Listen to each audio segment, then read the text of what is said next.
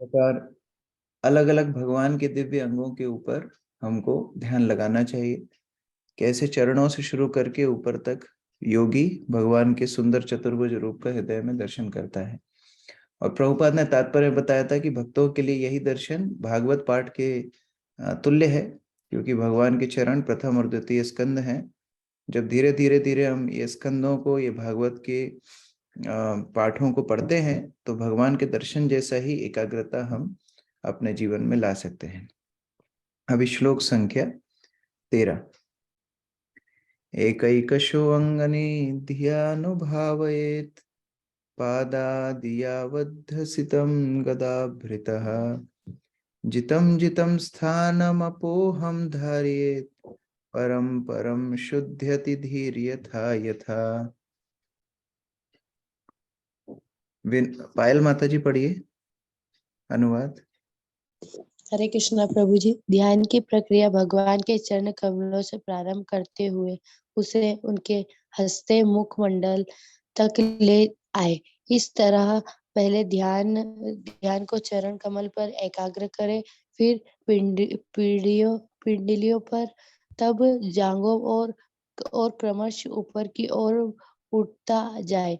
मन जितना ही एक एक करके भगवान के विभिन्न अंगों पर स्थित होगा, बुद्धि उतनी ही अधिक प्रविष्टिकृत होगी। हरे कृष्ण।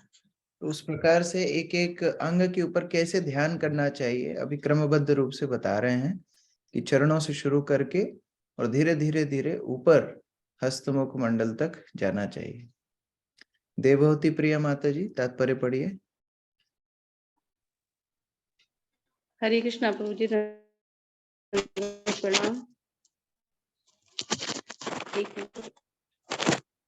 श्रीमद् भागवत में ध्यान को जिस विधि की संस्तुति की गई है वह किसी विशेष वस्तु को नहीं है। ध्यान को तो भगवान पर एकाग्र करना चाहिए, चाहे वह उनका विराट रूप अर्थात विराट विश्व रूप हो या शास्त्रों में वर्णित या सच्चिदानंद विग्रह रूप। विष्णु रूपों के प्रामाणिक विवरण प्राप्त हैं और मंदिर में अर्चा विग्रह में प्रामाणिक प्रतिरूप है। इस प्रकार मनुष्य अर्चा विग्रह का ध्यान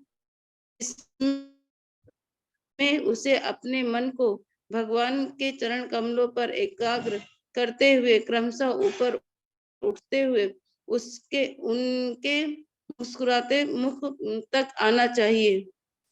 तो उस प्रकार से भगवान के यहाँ पर दर्शन की पद्धति बता रहे हैं कि कोई कल्पना करने की आवश्यकता नहीं है। मंदिर के विग्रह को ही अगर हम ध्यान से दर्शन करेंगे तो प्रारंभ में हम लोग अपने मन को भगवान के चरण कमलों में एकाग्र करने में सफल हो सकते हैं। सीमा माता जी आगे पढ़िए।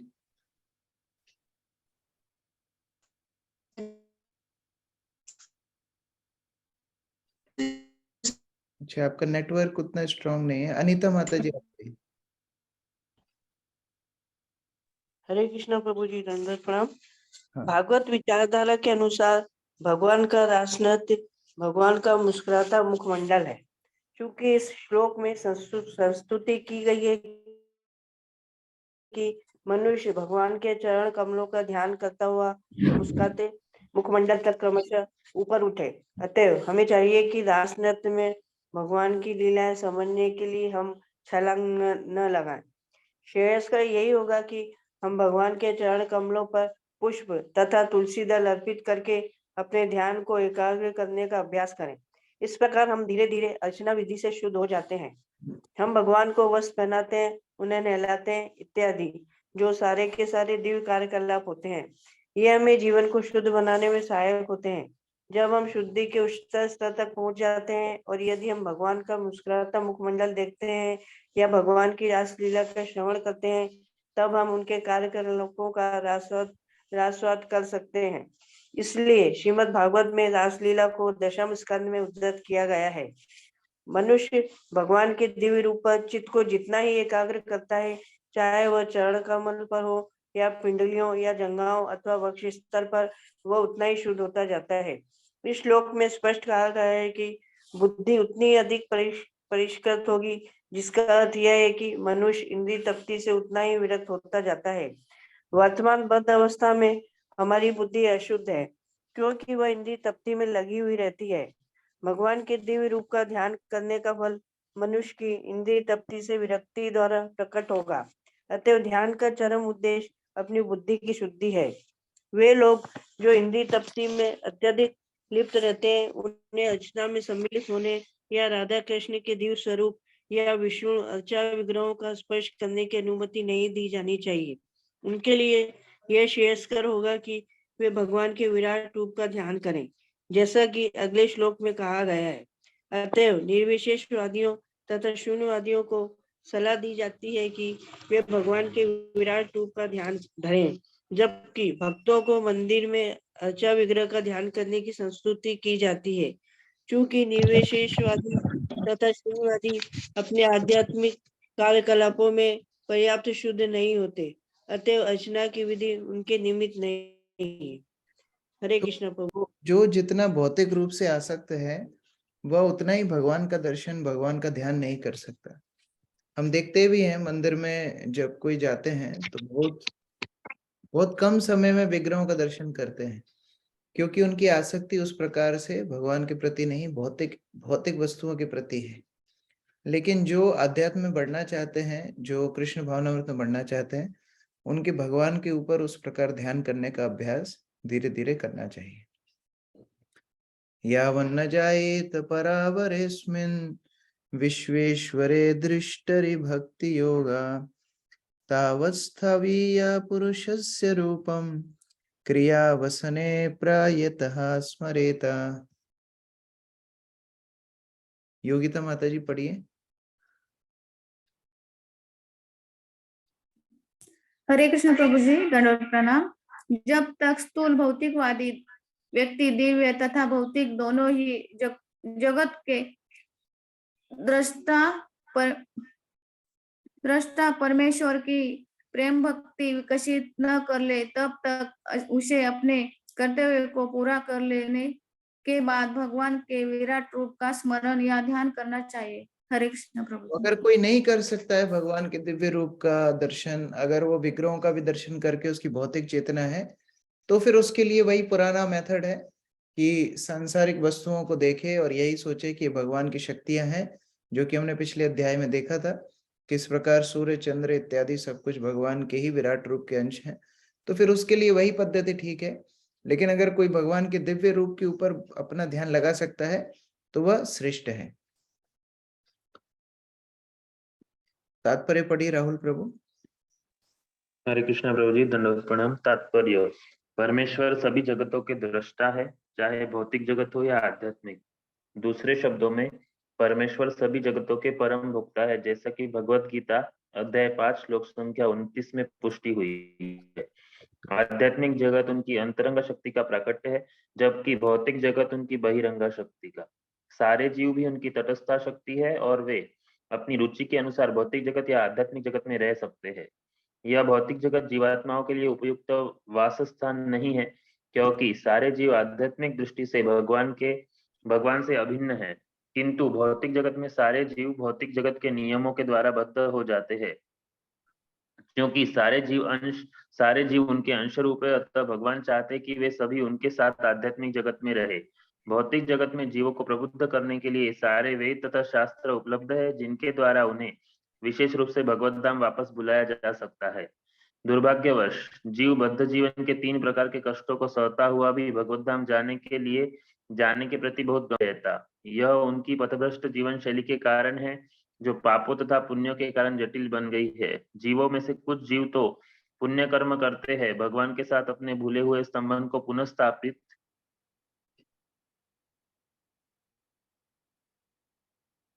करना आरंभ करते, किंतु वे भगवान के साकार रूप को नहीं समझ पाते। जीवन का असली उद्देश्य भगवान के साथ संपर्क स्थापित करना और उनकी सेवा में लग जाना है। यही जीवों की स्वाभाविक स्थिति है, किंतु जो निर्विशेषवादी है और भगवान की प्रेमा भक्ति कर पाने में असमर्थ रहते हैं, उन्हें भगवान के निराकार रूप या विराट रूप का ध्यान करने की सलाह दी गई है।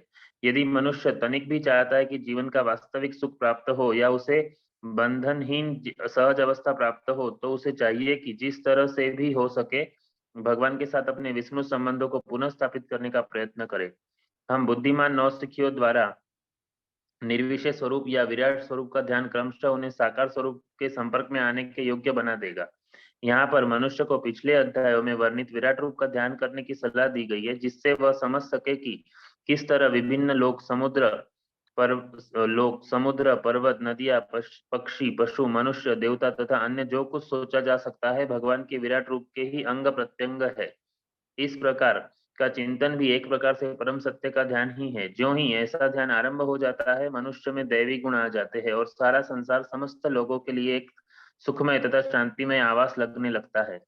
ईश्वर के ऐसे निराकार या साकार रूप के ध्यान के बिना मनुष्य के सारे सद्गुण उसकी अपनी स्वाभाविक स्थिति के विषय में भ्रांतियों से ढके रहते हैं और ऐसे उच्च ज्ञान के बिना सारा संसार मनुष्य के लिए नरक बन जाता है। हरे कृष्णा। धन्यवाद। वो चाहे सकारात्मक रूप से भगवान के निराकार रूप में ध्यान लगाए। सकारात्मक मैं इसलिए बोल रहा हूँ क्योंकि मायावादियों के यहाँ पर पार्थक्यता यह है कि वह भगवान के रूप को ही माया का बता देते हैं, तो वो नकारात्मक निराकारवादी होते हैं, तो उनकी बात यहाँ नहीं चल रही। लेकिन सकारात्मक निराकारवादी कौन है?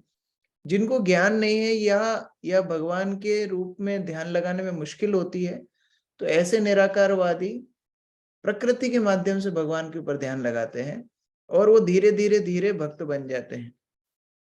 और दूसरे सगुणवादी हैं जो भगवान के दिव्य रूप पे प्राय ध्यान लगाया करते हैं और वो तो भक्ति में आगे बढ़ते ही हैं। तो दोनों अगर इस प्रकार से आगे बढ़ेंगे तो अपने आप संसार में शांति और भक्ति की वृद्धि होगी। लेकिन अगर उस प्रकार से नहीं होगा तो मनुष्य के वास्तविक गुण ढके रहेंगे, एक दूसरे से स्पर्धा रहेगी, अनर्थों का उबाल मचेगा और संसार बहुत ही मुश्किल स्थान हो जाएगा। स्थिरं सुखं च सनमस्थितो यतिर्यदा जिघासुर इममंगलोकम् काले च देशे च मनो च न सज्जेत प्राणन नियश्चेन मनसा जितासु। प्रमोदानंद प्रभु जी पढ़िए। प्रभु जी। हे राजन, जब भी योगी इस मानव लोक को छोड़ने की इच्छा करे तो वह उचित काल या स्थान की तनिक भी इच्छा न करते हुए सुविधा पूर्वक अविचल भाव से आसन लगा ले और प्राण वायु को नियमित करके मन द्वारा अपने इंद्रियों को वश में करे। हरे कृष्ण। अभी कैसे अपने जीवन को छोड़ना है, कैसे व्यक्ति एक आदर्श रूप से अपने प्राणों को त्याग करे, उसके बारे में बता रहे हैं। विशेषतः योगी कैसे अपने शरीर को छोड़ता है। तो योगी वह किसी भी प्रकार के उचित काल, उचित स्थान इत्यादि के बारे में नहीं सोचता। वह तो बस ये सोचता है कि मैं कैसे अपने आसक्तियों को, मन, इंद्रियों को, सबको दमन कर लूं, जिससे अगर मैं आसक्त रहूंगा तो अगले जीवन में फिर मुझे उसी हिसाब से जन्म लेना पड़ेगा। हरिप्रिया माता जी तात्पर्य पढ़िए।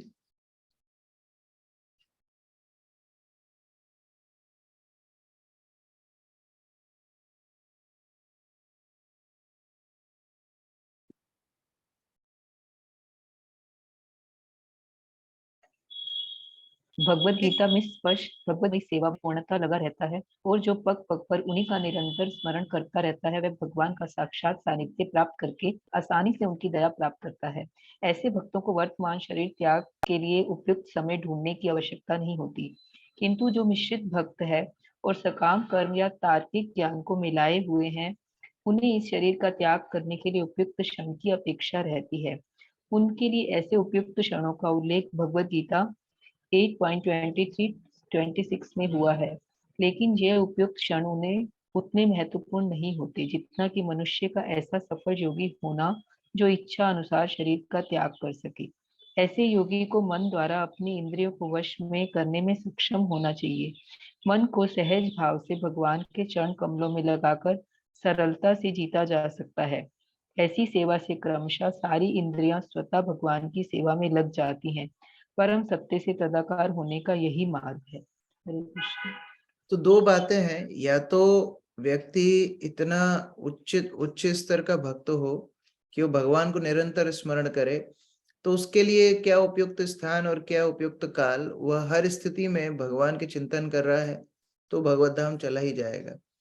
या फिर अगर उस प्रकार का योगी नहीं है, मिश्रित योगी है, मिश्रित भक्त है, तो फिर गीता के 8वें अध्याय में बताया गया है किस प्रकार उसको उत्तरायण के समय, शुक्ल पक्ष के समय और जो शुभ मुहूर्त है उसके समय, इस तरह सब स्थितियां देखते हुए अपने सिर के अग्रभाग से अपने प्राणों का त्याग करना चाहिए, जिससे वो ब्रह्म ज्योति तक पहुंच सके।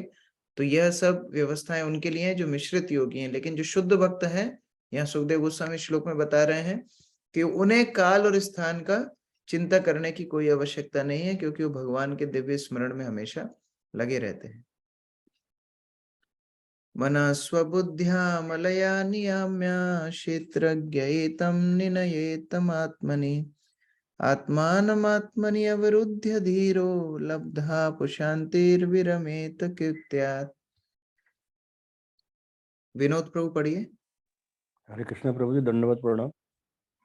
तत्पश्चात योगी को चाहिए कि वे अपनी विशुद्ध बुद्धि के द्वारा अपने मन को जीवात्मा में तदाकार करे और फिर जीवात्मा को परमात्मा में विलीन कर दे। ऐसा करने के बाद पूर्णतया तुष्ट जीव तुष्टि की चरम अवस्था को प्राप्त होता है, जिससे वह अन्य सारे कार्यकलाप बंद कर देता है। हरे कृष्ण प्रभु जी। तो सारी इंद्रियां मन के द्वारा वशीभूत होती हैं, मन बुद्धि के द्वारा। तो बुद्धि में सारी इंद्रियां, मन और इंद्रियों को वश में करते हुए बुद्धि को आत्मा में नियोजित करना, यानी कि शारीरिक चेतना से आत्मा की चेतना में आ जाना और फिर भगवान की चेतना में पूर्ण रूप से निमग्न हो जाना।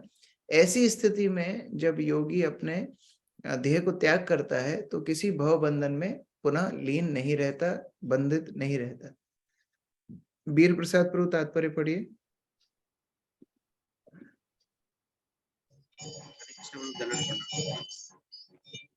मन की कार्य है सोचना, अनुभव करना और इच्छा करना। आपके यहाँ बहुत बैकग्राउंड साउंड आ रहा है। हाँ, रंगनी प्रिया माता जी आप पढ़िए। रंगनी प्रिया माता जी आप पढ़िए।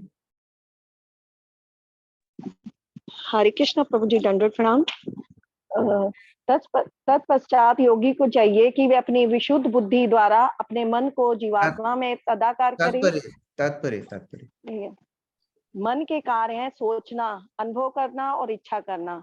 जब मन भौतिकवादी होता है या भौतिक संसर्ग में लीन रहता है, तब वह ज्ञान की भौतिक उन्नति हेतु कार्य करता है, जिसकी चरम परिणति आणविक अस्त्रों की खोज में होती है। किंतु जब मन आध्यात्मिक स्वयं के अंतर्गत कार्य करता है, तब वह जीवन में पूर्ण आनंद तथा शाश्वतता के लिए अपने घर अर्थात भगवत धाम वापस जाने हेतु आश्चर्यजनक ढंग से कार्य करता है। अतः मन को उत्तम तथा विशुद्ध बुद्धि के द्वारा सुनियोजित किया जाना चाहिए। परिपूर्ण बुद्धि श्री भगवान की सेवा करने के निमित्त होती है। मनुष्य को इतना तो समझ ही लेना चाहिए कि जीव सर्वदा परिस्थितियों का दास है। प्रत्येक जीव इच्छा, क्रोध, वासना, भ्रम, उन्माद तथा ईर्ष्या के आदेशों के अनुसार कार्य करता है और ये सबके सब भौतिकता से प्रभावित हैं।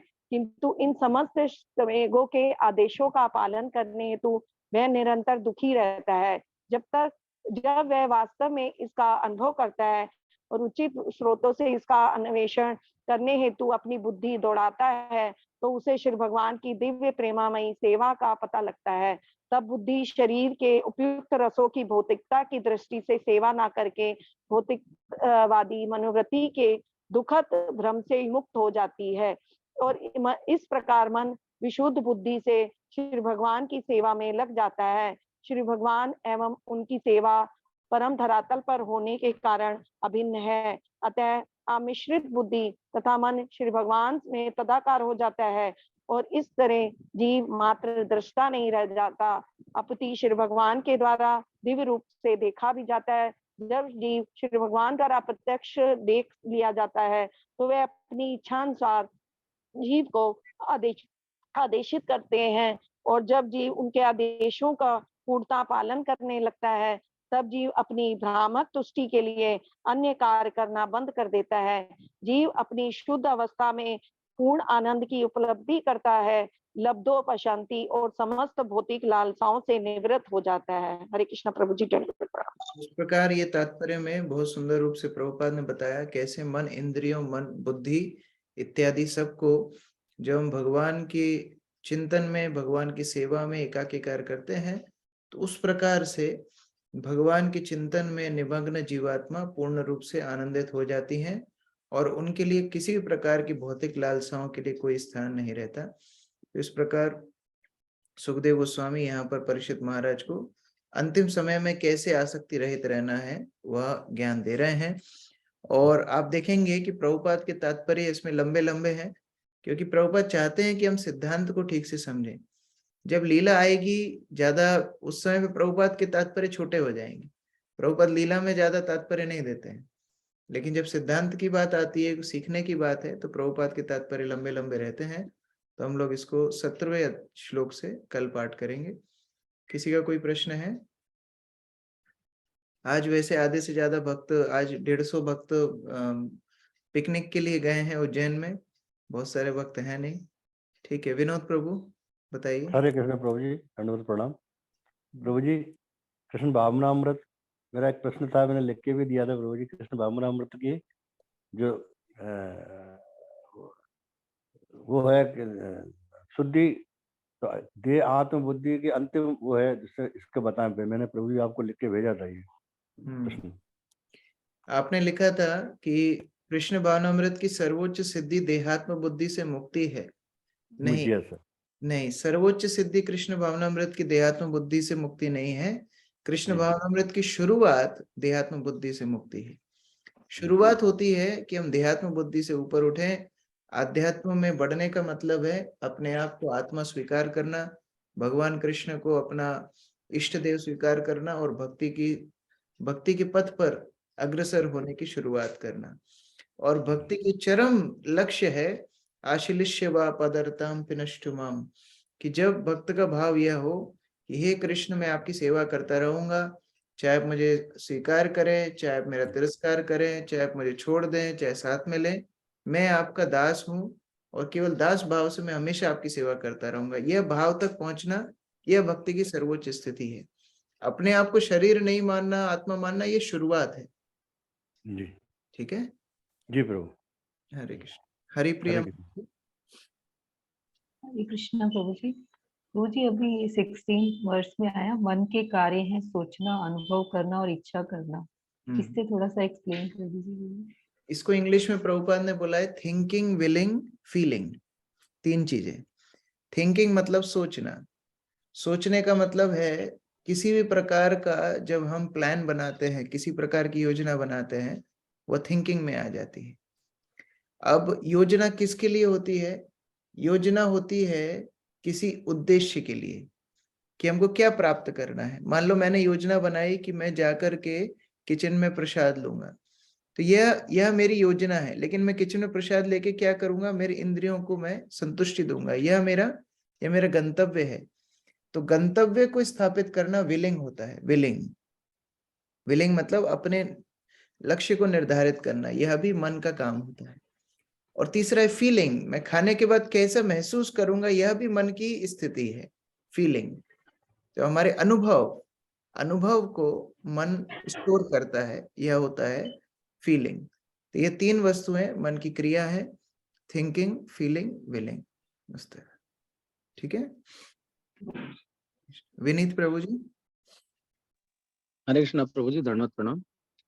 प्रभु जी, मेरा प्रश्न ये था कि जैसे हम लोग मतलब बहुत बेसिक जो हमारे यहाँ शब्द है सेवा, उसको बहुत बार रिपीटेटिवली होता है कि हमको मतलब उद्देश्य भी हमारा ये है, शुरुआत भी हमारी सेवा से ही है, अंतिम उद्देश्य भी कृष्ण भावनामृत का सेवा है। प्रभु जी, मेरा प्रश्न यहाँ ये है कि भगवान जब सर्व समर्थ हैं, जिन्होंने मतलब जीव का परिपालन कर रहे हैं, तो हमारा मतलब सेवा ये केवल मात्र एक भाव है कि वास्तविक कोई सेवा हम कर सकते? क्योंकि जीव तो बहुत ही मतलब जो है सामर्थ्यहीन है, तो वो किस प्रकार सेवा कर सकता है इतने सामर्थ्य शाली परमात्मा की, भगवान की, ईश्वर की? देखिए, यह प्रेम का एक लक्षण होता है।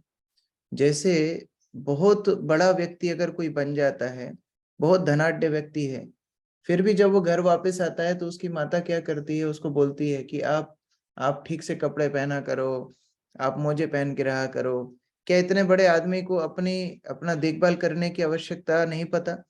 लेकिन फिर भी ये माता का प्रेम होता है कि वह उनका देखभाल करती है।